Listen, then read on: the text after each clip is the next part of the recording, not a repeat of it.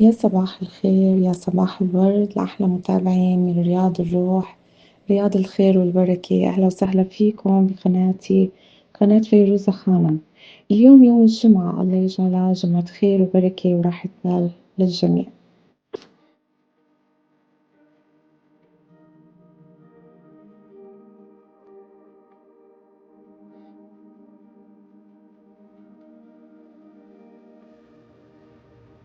ومع بداية يوم الجمعة لازم أول شي أبدأ فيه هو سورة الكهف لحتى نبدأ اليوم براحة وطمأنينة، ومع ريحة البخور بتصير الأجواء غير. الله يجعلها جمعة خير وبركة وراحة بال للجميع. وهلأ صار وقت القهوة، يلا نحضر قهوتنا مع بعض.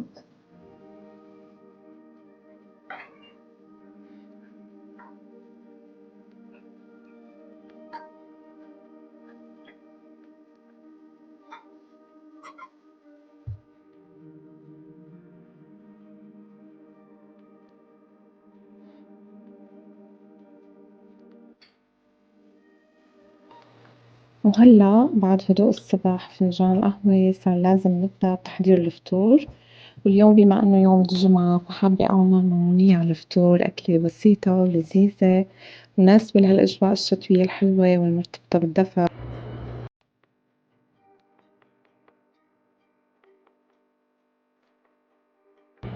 بالنسبة لمقادير أكلتنا اليوم سهلة وبسيطة. عندي كوب من السميد الخشن، حصرا لازم تكون خبطة خشنة. عندي 3 معالق أكل مليانين من السمنة، أنا استخدمت السمن الحيواني اليوم لأنه بتعطيها طعم أطيب. عندي كوبين من السكر الأبيض عيرتهم بنفس الكوب. عندي عودين قرفة، ربع كوب ماء زهر تعطيها طعمة طيبة كتير، 5 أكواب من الماء للقطر. يلا نشوف طريقة التحضير مع بعض. بالبداية حطيت السكر والمي مع بعض، ورح أضيف عودين القرفة. فورا رح نزل بطنجرة تانية السمنة،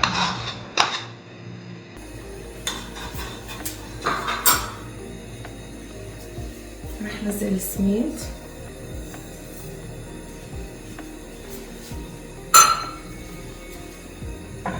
وهلا رح نحركهم مع بعض السميد والسمنة. رح استمر بالتحريك لحتى يتحمص عندي السميد ووصل لدرجة اللون اللي بدي اياها، ذهبي اغمق من الذهبي بشوي على نار وسط. مثل ما شايفين هلا عم قلبها، ما بصير ابدا اتركها حتى ما تنحرق عندي حبات السميد. طبعا القطر بطنجرة تانية عم يغلي، حطيتهم مع بعض بنفس اللحظة. وهلأ هيك وصلت للنتيجة اللي بدي اياها بهذا الشكل ذهبي مع البني الفاتح.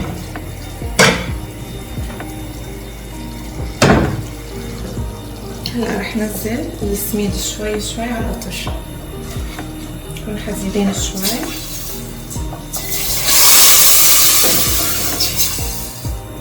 هلا بعد ما نزلت السميد على القطر رح اضيف ماء الزهر،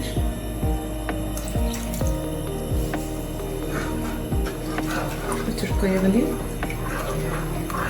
بمجرد ما يغلي تظهر عندي الفقاعات رح غطي الطنجرة واتركه على نار وسط لمدة 5 دقايق. هلا المعمونية عندي بدها تغلي، رح غطيها واتركها على نار وسط لمدة 5 دقايق. هلا بعد 5 دقايق صارت عندي المعمونية جاهزة، رح اطفي الطنجرة مرة ثانية وطفي النار واتركها ترتاح 5 دقايق. بعد 5 دقايق صارت المعمونية جاهزة، هذا قوامه، لا مريئة ولا سميكة. هلا رح اسكبها ونشوف طريقة تزيينها مع بعض. بعد ما سكبتها بصحون التقديم رح رش على وجهها قرفة،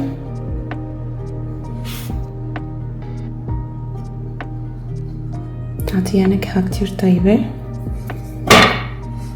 بعدين رح ضيف جبنة. أنا بحب أبشر عليها جبنة حلوم، فيكن تضيفوا قشطة أو فيكن تضيفوا جبنة مشللة.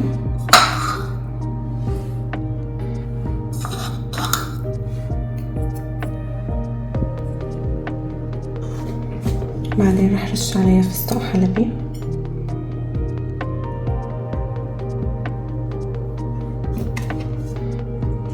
حسب المتوافر عندكم.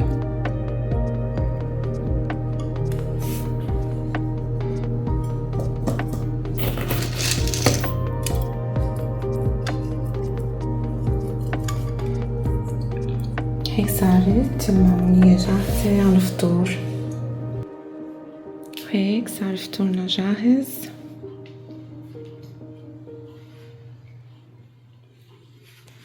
بصراحة المعمولية طلعت غير شكل، بتمنى تجربوها. تعطوني رأيكم بالتعليقات. طبعا قدمت معها جبنة حلوم مع الشاي أكيد.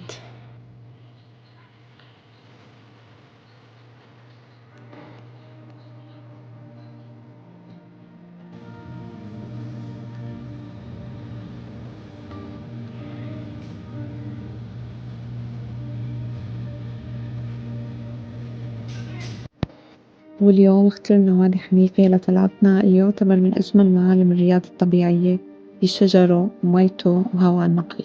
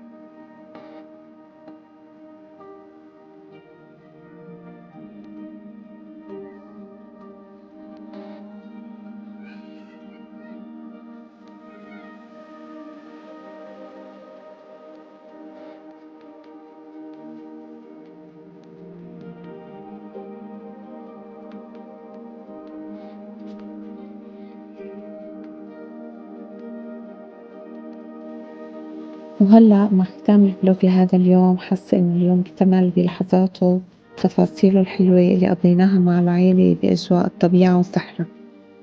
بهيك بنكون وصلنا لنهاية الفيديو لهذا اليوم. بتمنى يكون عجبكم، وبتمنى ما تنسوني من دعمكم بلايك وشير وسبسكرايب. وإن شاء الله بشوفكم بفيديو جديد يوم جديد ولحظات أهدى. محبة الكبير إلكم. سلام.